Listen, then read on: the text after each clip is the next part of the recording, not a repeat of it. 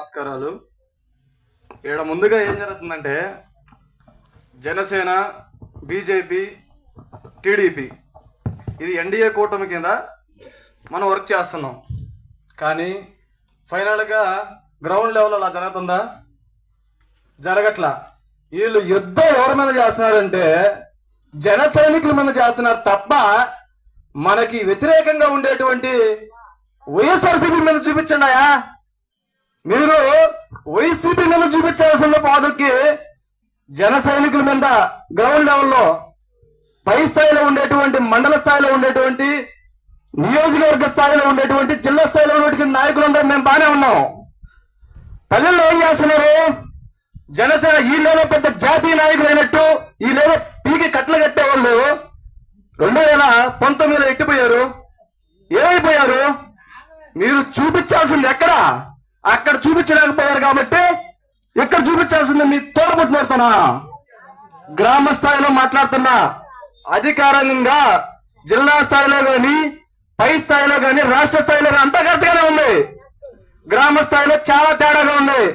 ఏదో వ్యతిరేక పార్టీ మీద చూపించినంత విభేదాలు చూపిస్తున్నారు ఇక్కడ. ఎక్స్పెషల్లీ దగదత్తి మండలంలో నేను చెప్తున్నా, గుర్తుపెట్టుకోండి. ఇప్పటిదాకా జరిగింది ఒక రాజకీయం, ఇప్పటి నుంచి జరగబోయే ఒక రాజకీయం. ఇప్పటి వరకు పవన్ కళ్యాణ్ అనే వ్యక్తి కనీసం అసెంబ్లీకి పోకుండా ఉండి కూడా పార్టీ కోసం, కార్యకర్తలు అతని కోసం అభిమానంతో చచ్చిపోతున్నారంటే ఇంకా ఏం కావాలయా? అయిపోయాడు ఆయన, ఎప్పుడో సీఎం అయిపోయాడు. ఏంటి మీరు అడ్డగించాల్సింది ఎవరిని? వైసీపీ వాళ్ళని. ఎక్కడ ఒకటి చెప్తున్నానంటే ఈ మాట, గ్రౌండ్ స్థాయిలో, పల్లె స్థాయిలో ఉన్న ఈ చిన్న నాయకులు ఉంటారు చూసారా, వీళ్ళేదో జాతీయ నాయకులు అయిపోయినట్టు అక్కడ బానే ఉంది. పవన్ కళ్యాణ్, చంద్రబాబు నాయుడు గారు అక్కడ బానే ఉన్నారు. వాళ్ళు ఒక అన్నదమ్ముల్లా కలిసిపోతున్నారు. మండల స్థాయిలో మేము సుబ్బన్న, మన కావ్య కృష్ణారెడ్డి గారు, జన సైనికుడికి ఏదన్నా బాధ కలిగితే కావ్య కృష్ణారెడ్డికి బాధ కలిగినట్టే అని మనం అందరం హామీ ఇచ్చాడు. నిజమా? అది ఇచ్చి మీరు జరుగుతుందా? జరగట్లా. వీళ్ళేంటి జనసేన వాళ్ళు ఏదో మనం ఏదో ఇది చేసేస్తే వాళ్ళు ఆగిపోతాడు అనుకున్నాడు. మీరు ఇన్ని సంవత్సరాలుగా అధికారంలో ఉండి మీరు ఎంతో కొంత సొమ్ము తినున్నారు. వైసీపీ వాళ్ళు తెలియవు కానీ, ఇంకో పార్టీ వాళ్ళు ఇంత తెలియవు కానీ, ఇంకో పార్టీ తెలియవు కానీ, మీరు ఇంత సొమ్ము తిన్న మీరే ఏం చేయలేకపోతున్నారంటే, ఏమీ తినటువంటి ఒక కార్యకర్త, ఒక్క రూపాయి కూడా ఆశించినటువంటి వాడు, ఒక జన సైనికుడు, స్వచ్ఛందంగా వచ్చే నాయకుడు, మేము గొప్ప, మీరు గొప్ప. మీరు ఎందుకు కలుపుకోమారు? గ్రామ స్థాయిలో ఉండేవాడు చెప్తున్నా ప్రతి ఒక్కరికి, గ్రామ స్థాయిలో ఉండేవాడు చేస్తున్నారు రాజకీయాలు. పైన బాగానే ఉన్నాం. నేను సుబ్బన్న ఈ రోజు పొద్దున మాట్లాడుకుని బాగానే మీ ఇద్దరు బాగానే ఉన్నాం.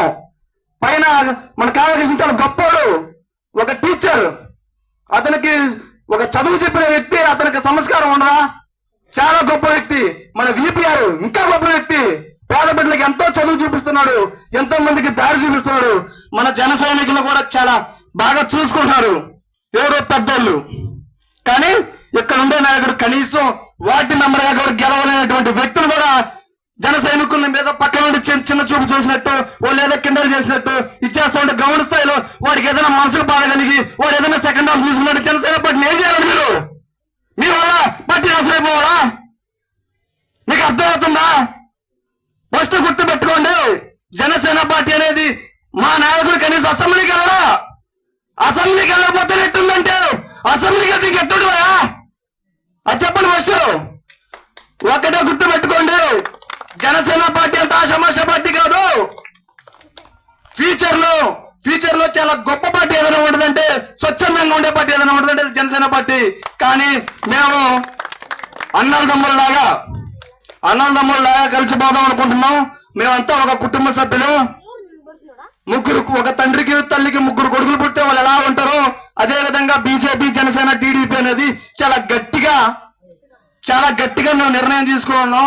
ఎందుకంటే ఆ దుర్మార్గుడిని పారదోలేదాని కోసం నిర్ణయం తీసుకోవాల్సి వచ్చింది.